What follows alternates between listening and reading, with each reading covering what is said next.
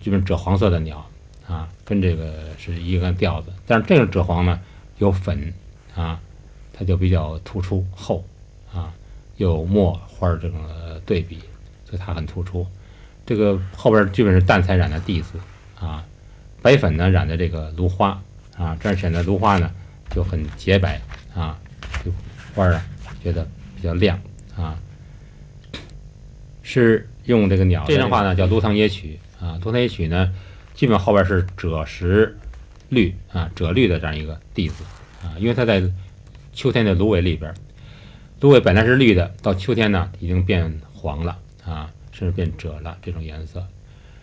那么这个鸟呢也是基本赭黄色的鸟啊，跟这个是一个调子。但是这个赭黄呢有粉啊，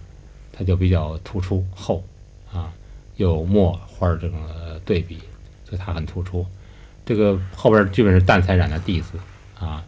白粉呢染的这个芦花啊，这样显得芦花呢就很洁白啊，就花啊觉得比较亮啊。是用这个鸟的这种黑啊和这个白的这个对比，中间颜色呢做一种映衬啊，这个调子也很好啊，它是比较说叫高调的，就是颜色比较灰，不是很纯的颜色啊，而且也比较浅啊，叫那种高调。这个叫早春，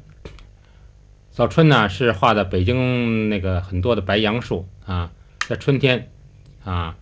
，2月3月的时候呢，这个上面花蕾呢，基本快开了啊，但是呢，这个时候呢，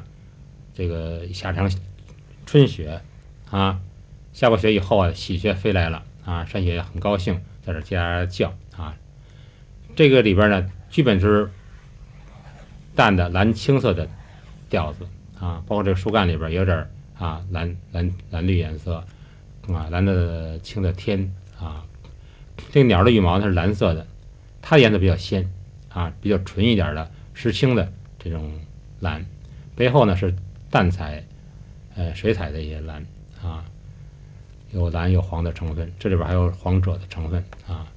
那么这里边呢有黑白的对比啊，有黑的地方有白的地方啊，所以这造成的也很雅啊。这个颜色呢，这里边没有用了太多的黄颜色，黄颜色有一点点就在这个尖上啊。如果大的原画大家可以看清楚，现在印的比较小，看不太清楚。尖上用赭黄和淡草绿接的那几个芽子呀，就象征春天快到了啊。雪过以后，天晴了以后，这芽要出来新的叶子了。这个是对比颜色啊，就是红是黄的这种颜色啊，在这个脚尖上啊。这个水仙啊，也归给大家举个